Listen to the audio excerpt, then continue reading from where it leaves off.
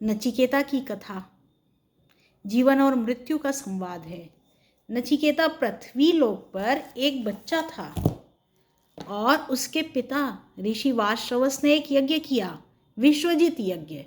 और उस यज्ञ की प्रथा थी कि यज्ञ में समाहित जितनी भी वस्तुएं, धन, अन्न, जितना भी कुछ होता था वो सारा दान कर दिया जाएगा। और ऋषि वाश्रवस ने विश्वजित यज्ञ किया। ये एक यज्ञ नहीं था, बल्कि एक ऐसी दुर्लभ कथा का सूत्रपात इस यज्ञ द्वारा हुआ जो यदि ना हुआ होता तो आज ये अमर कथा हम तक ना पहुंचती। हमें पता ना चलता जीवन और मृत्यु के बीच का रहस्य क्या है। नचिकेता एक बालक नहीं था छोटा सा, बल्कि उसने उस दिव्य ज्ञान को प्राप्त किया जिसे बड़े बड़े ऋषि, मुनि, साधक नहीं प्राप्त कर सकते। यमाचार्य स्वयं भी बड़े हतप्रभ थे कि कैसे इस छोटे से बच्चे को ये ज्ञान दिया जाए। इस कथा को आप सब तक पहुंचाने के लिए कठोपनिषद की इस दुर्लभ कथा को, यद्यपि कठोपनिषद में है, ये उपनिषद का एक भाग है, लेकिन फिर भी उपनिषद होने के नाते बहुत लोगों को मनोरम नहीं लगता। और इसी सरसता को ध्यान में रखकर इस महाकाव्य की रचना की। हे नचिकेता,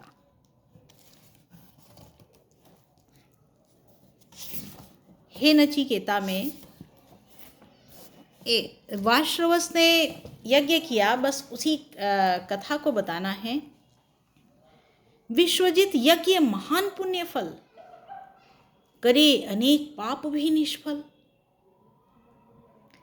व्यक्ति के सारे पाप निष्फल हो जाते हैं, ऐसी मान्यता थी। और अपने सभी पापों को निष्फल करने के लिए अपने इहलोक और परलोक दोनों को सुधारने के लिए ऋषि वाश्रवस ने इस यज्ञ को किया। विश्वजित यज्ञ महान पुण्य फल, करे अनेक पाप भी निष्फल। यद्यपि दुर्लभ किंतु साध्य फल, होता है मनुष्य जीवन सफल। वाश्रवस ने विचार किया, महान यज्ञ का निर्णय लिया, दूर सुदूर आमंत्रण दिया, कर जोड़ सभी को बुला लिया। सबको बुलाया, बड़े बड़े ऋषियों, मुनियों, तपियों, सबको इस यज्ञ में उन्होंने आमंत्रण दिया। वाश्रवस का यज्ञ विश्वजित करने को सब अर्पण इच्छित, करते दान अपार अपरिमित, कड़ कड़ समस्त किया जो संचित। यज्ञ की विधाई थी कि आपके पास जो भी रहेगा वो सब दान कर दिया जाएगा।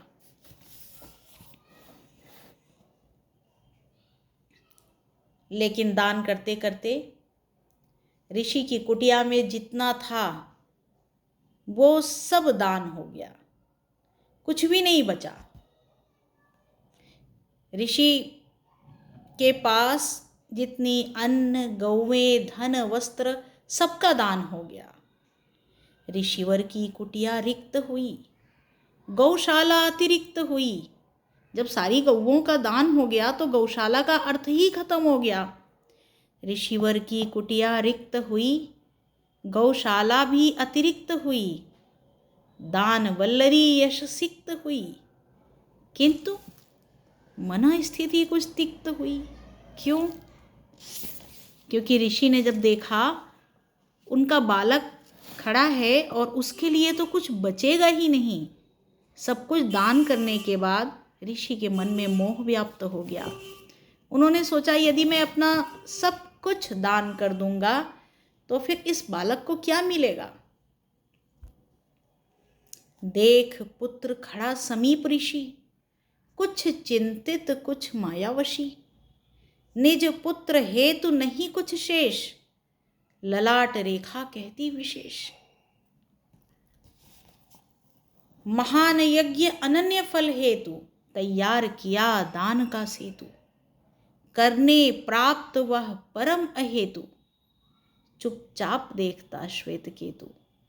बालक नचिकेता, चुपचाप देख रहा है कि पिता क्या कर रहे हैं और पिता क्या सोच रहे हैं। एक पिता का प्रेम देखिए अपने बालक के प्रति कि इतने महान ऋषि होने के बाद भी, सब कुछ दान करने के लिए, इतना महान यज्ञ करने के बाद भी अंततः पुत्र मोह व्याप्त हो गया। पुत्र खड़ा था ऋषि समीप में, विचार उमड़ रहे थे मन में, क्या शेष रहेगा जीवन में, क्या होगा प्राप्त उसे धन में। मेघ उमड़ते नयन सजल थे, मोह पाश भी बंधे अटल थे, सुत भविष्य के स्वप्न सबल थे, तात हो रहे तनिक अबल थे। अब तात की क्या इच्छा थी, वो क्या चाहते थे। वो चाहते थे कि कुछ गौएं हों जिनसे मेरे बच्चे को कम से कम ताज़ा दूध मिले। और उनकी इस भावना को देखिए, उन्नत गौएं निज पुत्र मिले, ताजा मीठा सा दुग्ध मिले, निस्वार्थ भाव से तात हिले, पंकिल मन में जल जात खिले। मन मलिन हो गया।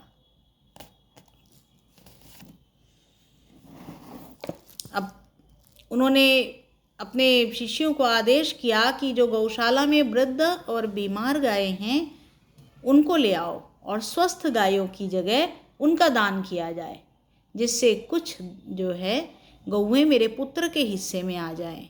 और कैसी गौएं आईं इसको देखना है।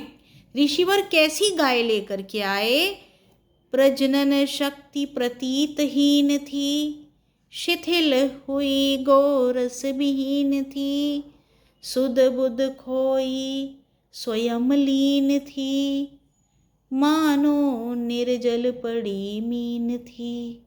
एकदम जैसे मछली जल के बिना, ऐसी वो गौएं थीं जिनका दान ऋषि कर रहे थे। और उनकी दशा कैसी थी, ग्रास हरित कुछ ग्राह्य नहीं था, जीवन भी सामान्य नहीं था, आस पास का भान नहीं था, मान नहीं अपमान नहीं था। अब ऋषि कपटी कृत्य हो गया। ये ऋषिवर की संपूर्ण जीवन की तपस्या भंग हो रही थी और ये देख रहा था नन्हा नचिकेता कि मेरे पिता जो मेरे गुरु भी हैं, आज उनकी जीवन भर की तपस्या निष्फल हो रही है, उनका यज्ञ निष्फल होने जा रहा है। उनको क्या फल मिलेगा यदि उन्होंने ऐसा अनीति का कार्य कर दिया। बालक की क्या दशा थी, नाना प्रश्न हृदय उठते हैं, उठते नाना उन्नत ज्वार, विचार मग्न है बालक मन, उमड़ रहा है जलधि अपार। बालक परेशान हो गया। वो इस दान विधा को अवलोकित कर सोच रहा है, ये पिता मेरे गुरु हैं, इनसे कहूँ या ना कहूँ। यदि मैं इनका विरोध करता हूँ तो पिता की अवज्ञा हो जाएगी, यदि मैं नहीं करता हूँ तो ये अधर्म का पालन करेंगे। बच्चे के सामने बड़ी चिंता पलने लगी और वो जाता है। पिता समीप हुआ है प्रस्तुत, करबद्ध खड़ा है नचिकेता।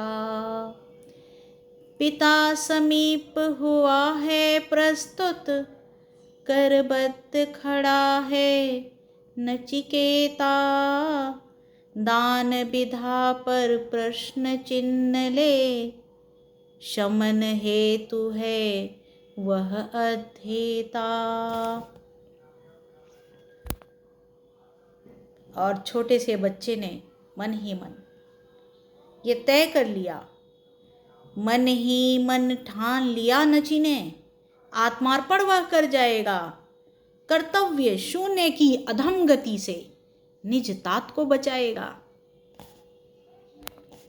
क्योंकि उसको कैसा लग रहा है, यज्ञ संपूर्ण हुआ है यद्यपि, किंतु अपूर्ण सा प्रतीत हो रहा। दान किया सर्वस्व तात ने, कुछ मंथर कुछ शीत हो रहा।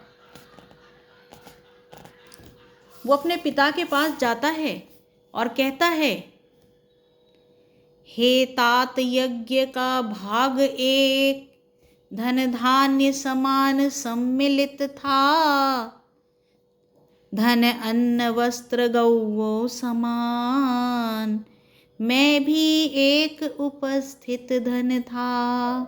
वो कहता है, हे पिता, धन वस्त्र गाय इनके साथ मैं भी तो था वहाँ, इसलिए आप ये तय करें, दक्षिणा स्वरूप मुझे है तात, किसको अर्पित कर देंगे, यज्ञ हुआ है पूर्ण आपका, क्या मेरा दान नहीं करेंगे। नचिकेता बोलता है, आपका यज्ञ पूर्ण हो गया है और यज्ञ का मैं भी एक भाग था, मेरा दान नहीं करेंगे।